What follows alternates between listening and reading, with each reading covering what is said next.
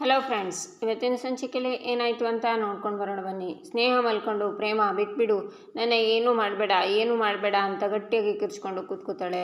ಪ್ರೇಮ ಮೇಲಿಂದ ತನ್ನನ್ನು ತಳ್ಳಿದ ಹಾಗೆ ಕನಸು ಬೀಳುತ್ತೆ. ನೀರನ್ನು ಕುಡಿದು ಭಯದಿಂದ ನೋಡ್ತಾಳೆ ಸ್ನೇಹ.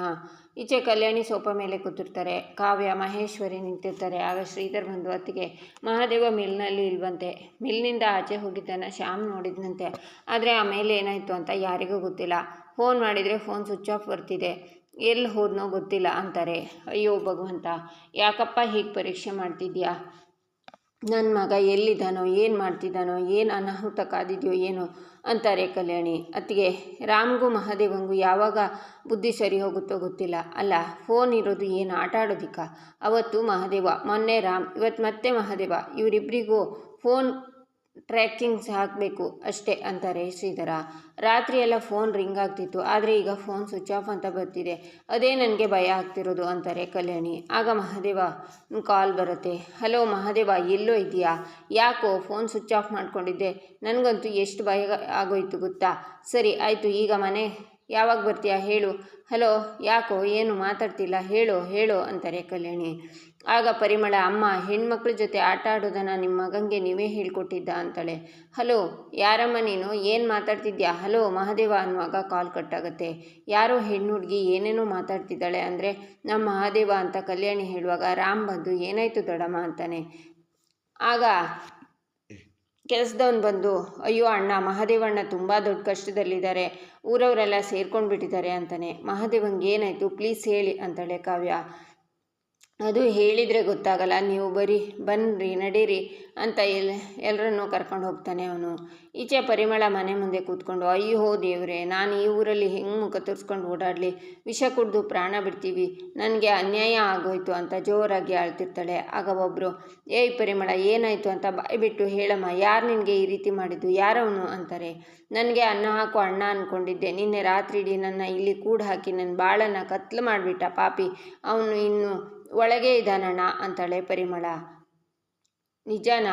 ಅನ್ಯಾಯ ಮಾಡಿದವನು ಒಳಗಿದ್ದಾನ? ಬನ್ನಿ, ಅವನ್ನ ಚರ್ಮ ಸುಲಿದು ಊರ ಬಾಗಿಲಿಗೆ ತೋರಣ ಕಟ್ಟೋಣ ಅಂತ ಎಲ್ಲರೂ ಒಳಗೆ ಬಂದರೆ ಅಲ್ಲಿ ಮಹಾದೇವ ಬರೀ ಚಡ್ಡಿ ಬನಿಯನಲ್ಲಿ ಮಲಗಿರ್ತಾನೆ.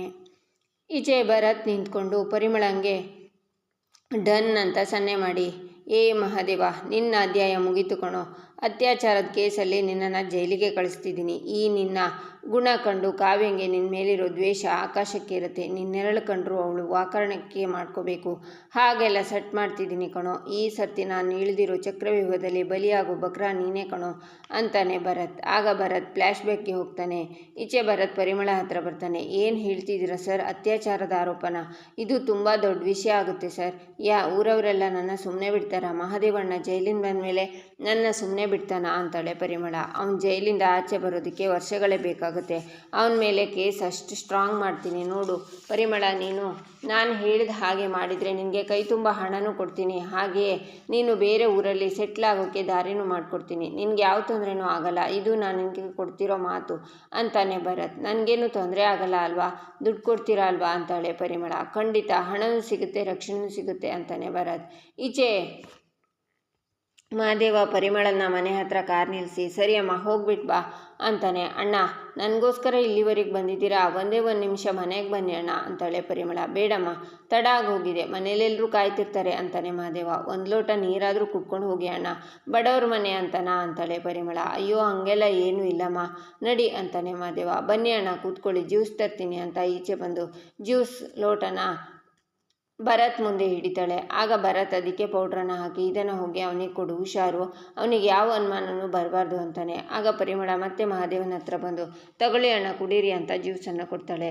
ಸರಿ, ನಿನ್ನ ಮಗಳು ಎಲ್ಲಮ್ಮ ಕಾಣ್ತಿಲ್ಲ ಅಂತಾನೆ ಮಹಾದೇವ. ಅವಳು ಇಲ್ಲಣ್ಣ, ಅಮ್ಮನ ಮನೆಗೆ ಹೋಗಿದ್ದಾಳೆ, ನಾಳೆ ಬರ್ತಾಳೆ ಅಂತಾಳೆ ಪರಿಮಳ. ಆಗ ಮಹಾದೇವ ಜ್ಯೂಸನ್ನು ಕುಡಿದು, ಸರಿ ಕಣಮ್ಮ, ನಾನಿನ್ನು ಬರ್ತೀನಿ ಅಂತ ಹೇಳುವಾಗ ಯಾಕೋ ತಲೆ ಸುತ್ತದಂಗೆ ಆಯ್ತದಲ್ವಾ? ನಾನಿನ್ನು ಬರ್ತೀನಿ ಅಂತ ಹೇಳೋಕ್ಕೆ ಹೋಗಿ ಪ್ರಜ್ಞೆ ತಪ್ಪಿ ಅಲ್ಲೇ ಅಡ್ಡ ಬೀಳ್ತಾನೆ. ಆಗ ಪರಿಮಳ ಭರತ್ ಹತ್ರ ಬಂದು, ಅಣ್ಣ ಪ್ರಜ್ಞೆ ತಪ್ಪಿ ಬಿದ್ರು, ಬನ್ನಿ ಅಂತ ಅವನ್ನ ಕರ್ಕೊಂಡು ಬರ್ತಾಳೆ. ಭರತ್ ಮಹಾದೇವನ ಶರ್ಟ್ನ ಬಿಡಿಸಿ ಲುಂಗಿನ ಬಿಡಿಸಿ ಡ್ರಿಂಕ್ಸ್ನ ಅವನ ಬನಿಯನ್ ಮೇಲೆ ಸ್ವಲ್ಪ ಸ್ವಲ್ಪ ಚೆಲ್ತಾನೆ. ಬೆಳಿಗ್ಗೆ ಜನ ಸೇರಿದ ತಕ್ಷಣ ನಿನ್ನ ನಾಟಕನ ಶುರು ಮಾಡು. ನೀನು ಅತ್ತಷ್ಟು ಇವನಿಗೆ ಶಿಕ್ಷೆ ಜಾಸ್ತಿ ಆಗುತ್ತೆ. ಅರ್ಥ ಆಯ್ತಾ? ಮಹಾದೇವ, ಮುಗೀತು ಕಣೋ ನಿನ್ನ ಕತೆ. ಬೆಳಿಗ್ಗೆ ಕಾವ್ಯ ಬಂದ ಮೇಲೆ ಶುರು ಆಗುತ್ತೆ ನನ್ನ ಕತೆ ಅಂತ ಭರತ್ ಅಲ್ಲಿಂದ ಹೋಗ್ತಾನೆ. ಈಚೆ ಊರವರೆಲ್ಲ ಮಹಾದೇವನ ಮುಖಕ್ಕೆ ನೀರನ್ನು ಚಿಮುಕಿಸ್ತಾರೆ. ಆಗ ಮಹಾದೇವ ಎದ್ದು ಕೂತ್ಕೋತಾನೆ. ಯಾರು ನೀವೆಲ್ಲ? ಯಾಕೆ ಹಿಂಗೆ ಗುಂಪು ಕಟ್ಕೊಂಡು ಬಂದಿದ್ದೀರಾ? ನಾನು ಇಲ್ಲಿಗೆ ಹೆಂಗೆ ಬಂದೆ ಅಂತಾನೆ ಮಹಾದೇವ. ಆಗ ಮಹಾದೇವನ ಮನೆಯವರೆಲ್ಲ ಒಳಗೆ ಬರ್ತಾರೆ. ಮಹಾದೇವ ಶಾಕ್ನಿಂದ ನೋಡ್ತಾನೆ. ಮಹಾದೇವ, ಏನು ಇದು ನಿನ್ನ ಅವತಾರ ಅಂತಾರೆ ಶ್ರೀಧರ್. ಮಹಾದೇವ ಅಂತಾರೆ ಕಲ್ಯಾಣಿ. ನೋಡಿ ಅಮ್ಮ, ನಿಮ್ಮ ಮಗ ಯೋಗ್ಯವಂತ ಮಾಡಿರೋ ಗನಂದಾರಿ ಕೆಲಸನ ಅಂತಾರೆ. ಇವನ ಅವತಾರ ನೋಡಿ, ಊರಿಗೆಲ್ಲ ಬುದ್ಧಿ ಹೇಳೋ ಇವನು ಗಂಡ ಇಲ್ಲದೆ ಇರೋ ಹೆಂಗಸಿಗೆ ಗಂಡಾಗಿ ಬಂದಿದ್ದಾನೆ ಅಂತಾರೆ. ಅಣ್ಣ, ನೀನು ಹೇಗೋ ಬಂದೆ ಇಲ್ಲಿಗೆ? ಏನು ನಡೀತಿದೆ ಇಲ್ಲಿ ಅಂತಾನೆ ರಾಮ್. ಏನಾಗಿದೆ ಅಂತ ಹೊರಗೆ ನೋಡಿದರೆ ಗೊತ್ತಾಗಲ್ವ ಡಾಕ್ಟ್ರೆ? ಕೆಲಸ ಕೊಟ್ಟರೆ ಮಂಚಕ್ಕೆ ಬರಬೇಕು ಅನ್ನೋ ದರ್ಪ ನಿಮ್ಮಣ್ಣದು. ಇಲ್ಲಿಗೆ ಬರೋ ಹೆಣ್ಮಕ್ಳನ್ನೆಲ್ಲ ಇವನಿಗೆ ಆಟ ಸಾಮಾನ ಅಂತಾರೆ. ಏಯ್, ಏನಯ್ಯ ಮಾತಾಡ್ತಿದ್ಯಾ ನೀನು? ಮರುವಾದೆಯಿಂದ ಮಾತಾಡು, ಇಲ್ಲ ಅಂದರೆ ನಾಲಿಗೆ ಸೀಳ್ ಬಿಡ್ತೀನಿ ಅಂತಾನೆ ಮಹಾದೇವ. ನೋಡಿದ್ಯಾ ಮಾಡೋದು? ಮನೆ ಹಾಳು ಕೆಲಸ ತೋರಿಸೋದು ರೌಡಿ ಗೊತ್ತು. ಕಣ್ಣೆದ್ರಿಗೆ ಸಾಕ್ಷಿ ಇದ್ದು ಹೇಗೆ ಬೈತಿದ್ದಾನೆ ನೋಡ್ರಿ. ಥೂ, ನಿನ್ನ ಜನ್ಮಕ್ಕೆ ಬೆಂಕಿ ಹಾಕ ಅಂತಾರೆ. ಊರು ಮರುವಾರದೆ ಹರಾಜು ಹಾಕಿಬಿಟ್ಟಿಯಲ್ಲೋ ಅಂತಾರೆ. ಕುಡ್ಕ ಅಂತ ಬೈತಾರೆ. ಮಹಾದೇವ, ಯಾಕೋ ಹೀಗೆ ಮಾಡಿದೆ? ನನ್ನ ತಲೆ ಎತ್ತದೆ ಇರೋ ಹಾಗೆ ಮಾಡಿಬಿಟ್ಟಿಯಲ್ಲೋ ಅಂತಾರೆ ಕಲ್ಯಾಣಿ. ಕಾವ್ಯ ಅಳ್ತಾಳೆ. ಅಯ್ಯೋ, ಎಂಥ ಕೆಲಸ ಆಗೋಯ್ತು ದೇವ್ರೆ ಅಂತಾರೆ ಮಹೇಶ್ವರಿ. ಅಮ್ಮ, ನನ್ನ ನಂಬು, ನಾನು ಇಲ್ಲಿಗೆ ಹೇಗೆ ಬಂದೆ, ಏನು ನಡೀತು ಒಂದು ಗೊತ್ತಿಲ್ಲ ಕಣಮ್ಮ. ನಿನ್ನ ದಮ್ಮಯ್ಯ ಅಂತೀನಿ ಅಂತಾನೆ ಮಹಾದೇವ. ಈಚೆ ಭರತ್ ಹತ್ರ ಗರುಡ ಮಲ್ಲಿ ಬರ್ತಾರೆ. ಏನೋ ಗರುಡ, ನಿಮ್ಮ ಜನ್ಮಾಂತರದ ವೈರಿ ಅಲ್ಲಿ ಸಿಕ್ಬಿದ್ದಿದ್ದಾನೆ. ಅವನ ಮಾನ ಹರಾಜಾಗ್ತಿದೆ ಅಂದರೂ ನೀವು ಬರೋದಕ್ಕೆ ಇಷ್ಟು ಲೇಟ್ ಮಾಡ್ತೀರಾ? ಏನು ಮುಖ ನೋಡ್ತಿದ್ದೀರಾ? ಹೋಗ್ರೋ ಅಂತಾನೆ ಭರತ್. ಸರ್, ಏನು ಹೇಳ್ತಿದ್ದೀರಾ? ಆ ಮಹಾದೇವ ಅಷ್ಟು ಸುಲಭವಾಗಿ ಹೇಗೆ ಸಿಕ್ಬಿದ್ದ ಅಂತಾನೆ ಗರುಡ. ಸಿಕ್ಬಿದ್ದಿದ್ದಾನೆ ಅಷ್ಟೇ, ಬಿದ್ದಿರೋನ ನೀವಿನ್ನೂ ಬೀಳಿಸ್ಬೇಕು. ಬೀಳಿಸೋದೇನು? ಅವನಿವತ್ತು ಪೂರ್ತಿ ನೆಲಕ್ಕೆ ಹಾಕಿ ಅದುಮಬೇಕು.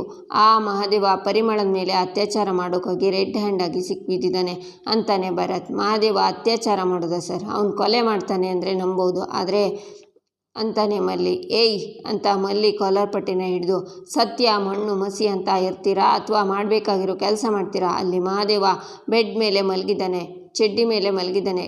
ಕುಡ್ದಿರೋ ಬಾಟ್ಲು ಅವನ ಪಕ್ಕದಲ್ಲಿದೆ. ಆ ಹೆಂಗಸು ಅಳ್ತಿದ್ದಾಳೆ, ಅವಳು ಸೀರೆ ಹರಿದಿದೆ. ಇದಕ್ಕಿಂತ ಸಾಕ್ಷಿ ಬೇಕೇನೋ ನಿಮಗೆ? ಸಿಕ್ಕಿರೋ ಈ ಬಂಗಾರದಂಥ ಅವಕಾಶನ ಸೇಡ್ ತೀರಿಸ್ಕೊಳ್ಳೋಕ್ಕೆ ಬಳಸ್ಕೋತೀರಾ ಇಲ್ವಾ ಅಂತಾನೆ ಭರತ್. ಸರ್, ನೀವೇನು ಯೋಚನೆ ಮಾಡಬೇಡಿ. ಆ ಮಹಾದೇವನ ಮಾನ ಮರುವಾದೆನ ಊರವ್ರ ಮುಂದೆ ಹೇಗೆ ಹರಾಜಾಗ್ತೀವಿ ಅಂತ ನೋಡ್ತಾ ಇರಿ. ನೋಡಿ, ಗತ್ತು ಗಮ್ಮತ್ತು ದರ್ಪನ ಮಣ್ಣಲ್ಲಿ ಮಣ್ಣು ಮಾಡಿ ಊರವ್ರ ಮುಂದೆ ತಲೆ ಎತ್ಕೊಂಡು ಓಡಾಡಲೇ ಬಾರ್ದು ಹಾಗೆ ಮಾಡ್ತೀವಿ ಅಂತಾನೆ ಗರುಡ. ಇದನ್ನೇ ಕಂಡ್ರೋ ನಾನು ನಿಮ್ಮ ಹತ್ರ ಎಕ್ಸ್ಪೆಕ್ಟ್ ಮಾಡಿದ್ದು. ಹೋಗಿ ಉರಿಯೋ ಬೆಂಕಿಗೆ ತುಪ್ಪ ಸುರಿರಿ, ಪೆಟ್ರೋಲ್ ಹಾಕಿ ಇಡೀ ಊರು ಗ್ರಾಮಸ್ಥರೇ ಅವನ್ನ ಹೊಡೆದು ಸಾಯಿಸಬೇಕು, ಆ ಮಟ್ಟಕ್ಕೆ ಕೆರಳಿಸಿ ಅಂತಾನೆ ಭರತ್. ಈಚೆ ಮಹಾದೇವ.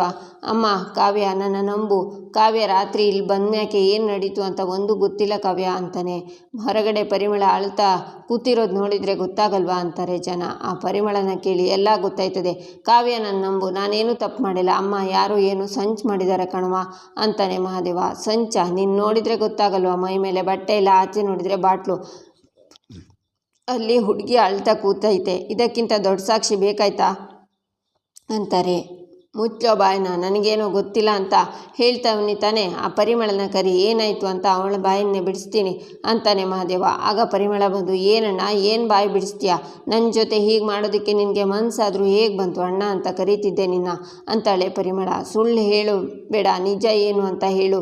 ನಮ್ಮಣ್ಣ ಏನು ಅಂತ ಇಡೀ ಊರಿಗೆ ಗೊತ್ತು ಅಂತಾನೆ ರಾಮ್. ಸತ್ಯ ಹೇಳು ಪರಿಮಳ, ಸುಳ್ಳು ಹೇಳಿದರೆ ನಮ್ಮ ಮಾನ ಮರುವಾದೆ ಊರ ಮುಂದೆ ಹರಾಜಾಗ್ತದೆ ಕಣೆ ಅಂತಾರೆ ಮಹೇಶ್ವರಿ. ಕೆಲಸ ಕೊಡ್ತೀನಿ ಅಂತ ಹೇಳಿ ನನ್ನ ಮೇಲೆ ಕೈ ಹಾಕಿದ್ರು. ಸಹಾಯ ಮಾಡ್ತೀನಿ ಅಂತ ಮನೆಗೆ ಬಂದು ನನ್ನ ಮಗಳಿಲ್ಲ ಅಂತ ಕೇಳಿ ನನ್ನ ಮೈ ಮೇಲೆ ಕೈ ಹಾಕಿದ್ರು ಅಂತಾಳೆ ಪರಿಮಳ. ಇಲ್ಲ ಅಂತಾನೆ ಮಹಾದೇವ. ನೀನು ಮನುಷ್ಯ ಅಲ್ಲ, ಮೃಗ. ಮಾಡೋದೆಲ್ಲ ಮಾಡಿ ಇಲ್ಲ ಅಂತೀಯ. ಗಂಡ ಇಲ್ಲದೆ ಇರೋ ಹೆಂಗಸು ಅಂತ ಇಷ್ಟು ಕೀಳಾಗಿ ನೋಡೋದ ಮಾದೇವಣ್ಣ ಅಂತಾಳೆ ಪರಿಮಳ. ಏಯ್ ಪರಿಮಳ, ಮೊದಲೇ ನಿನ್ನ ಗುಣ ಏನು ಅಂತ ಇಡೀ ಊರಿಗೆ ಗೊತ್ತು ಅಂತಾರೆ ಶ್ರೀಧರ. ಅದನ್ನೆಲ್ಲ ಬಿಟ್ಟೇ ಕೆಲಸ ಕೇಳಿದ್ದು. ನಾನು ಸರಿ ಇಲ್ಲ ಅಂತ ನನ್ನ ಒಪ್ಪಿಗೆ ಇಲ್ಲದೆ ಏನು ಬೇಕಿದ್ರೂ ಮಾಡ್ಬೋದಾ ಅಂತಾಳೆ ಪರಿಮಳ. ಸುಳ್ಳು ಹೇಳಬೇಡ ಪರಿಮಳ, ಸತ್ಯ ಏನು ಅಂತ ಆ ಮೇಲಿರೋ ದೇವರಿಗೆ ಗೊತ್ತಿರುತ್ತೆ. ನೋಡು, ನಾನೇನಾರ ನಿನ್ನ ಮುಟ್ಟಿದ್ರೆ ನನ್ನ ಕೈಗೆ ಲಕ್ವ ಹೊಡೀಲಿ, ನಾನು ಅಂಥವ್ನಲ್ಲ ಅಂತಾನೆ ಮಹಾದೇವ. ಆಗ ಗರುಡ ಬಂದು, ಸಾಕು ಮುತ್ಲೆ, ನೀನು ಎಂಥವನು ಅಂತ ನನಗೆ ಚೆನ್ನಾಗಿ ಗೊತ್ತು. ಮಾಡೋದೆಲ್ಲ ಮಾಡಿ ಈಗ ಈಗ ಅವಳ ಮೇಲೆ ಕೂಗಾಡ್ತೀಯಾ? ಈ ಮಹಾದೇವ ಕುಡಿದ್ರೆ ಮನುಷ್ಯ ಅಲ್ಲ ರಾಕ್ಷಸ ಅಂತ ನೀನೇ ತಾನೇ ಹೇಳಿದ್ದು. ಇಡೀ ಊರಿಗೆ ಗೊತ್ತು ನೀನು ಎಂಥ ರಾಕ್ಷಸ ಅಂತ. ನೋಡ್ರಪ್ಪ, ಮರುವಾದಸ್ತ ಅಂತ ಓಡಾಡ್ಕೊಂಡಿದ್ದವನು ಬುದ್ಧಿ ಇವಾಗ ಗೊತ್ತಾಗಿದೆ. ಇವನು ಹೀಗೆ ಸುಮ್ಮನೆ ಬಿಟ್ಟರೆ ಈ ಊರಲ್ಲಿರೋ ಹೆಣ್ಮಕ್ಳ ಪರಿಸ್ಥಿತಿ ಕೂಡ ಹೀಗೆ ಆಗುತ್ತೆ. ನಿಮ್ಮನೆ ಹೆಣ್ಮಕ್ಳಿಗೆ ಹೀಗೆ ಆದರೆ ಸುಮ್ಮನೆ ಇರ್ತಿದ್ರಾ? ಈ ಒಂಟಿ ಹೆಂಗಸಿಗೆ ನ್ಯಾಯ ಸಿಗಬೇಕೋ ಬೇಡವೋ ನೀವೇ ಹೇಳಿ, ಏನಂತೀರಾ ಅಂತಾನೆ. ನ್ಯಾಯ ಸಿಗಬೇಕು ಅಂತ ಎಲ್ಲರೂ ಕೂಗ್ತಾರೆ. ಈಗ ನಿನಗೆ ನ್ಯಾಯ ಕೊಡಿಸೋ ಟೈಮ್ ಬಂದಿದೆ ಕಣೋ, ಬಾರಲೋ ಅಂತ ಮಹಾದೇವನ ಹೊರಗಡೆ ಹೇಳ್ಕೊಂಡು ಬಂದು ತಳ್ತಾನೆ ಗರುಡ. ಇವಾಗ ನೀವೆಲ್ಲ ತೀರ್ಮಾನ ಮಾಡಬೇಕು ಇವನಿಗೇನು ಶಿಕ್ಷೆ ಕೊಡಬೇಕು ಅಂತಾನೆ ಮಲ್ಲಿ. ನಾನು ಬಾರ್ಗೆ ಹೋಗಿದ್ದು ದಿಟ ಕಣವ ಅಂತಾನೆ ಮಹಾದೇವ. ಆಗ ಕಲ್ಯಾಣಿ ಅವನಿಗೆ ಕೆನ್ನಿಗೆ ಬಾರಿಸಿ, ಇವಳು ಸುಳ್ಳು ಹೇಳ್ತಿದ್ದಾಳ, ಈ ನಿನ್ನ ಅವತಾರ ಸುಳ್ಳು ಹೇಳ್ತಿದ್ಯಾ ಅಂತಾರೆ ಕಲ್ಯಾಣಿ. ಕಾವ್ಯ, ಭರತ್ ಹತ್ರ ಮಹಾದೇವನ ಈಗಲೇ ಅರೆಸ್ಟ್ ಮಾಡು ಭರತ್ ಅಂತಾಳೆ. ಇಲ್ಲಿಗೆ ಈ ಸಂಚಿಕೆ ಮುಕ್ತಾಯವಾಗುತ್ತೆ. ಮುಂದಿನ ಸಂಚಿಕೆಗಾಗಿ ನಮ್ಮ ಚಾನಲನ್ನು ನೋಡಿ ಸಬ್ಸ್ಕ್ರೈಬ್ ಮಾಡಿ, ಲೈಕ್ ಮಾಡಿ, ಸಪೋರ್ಟ್ ಮಾಡೋದನ್ನು ಮರಿಬೇಡಿ.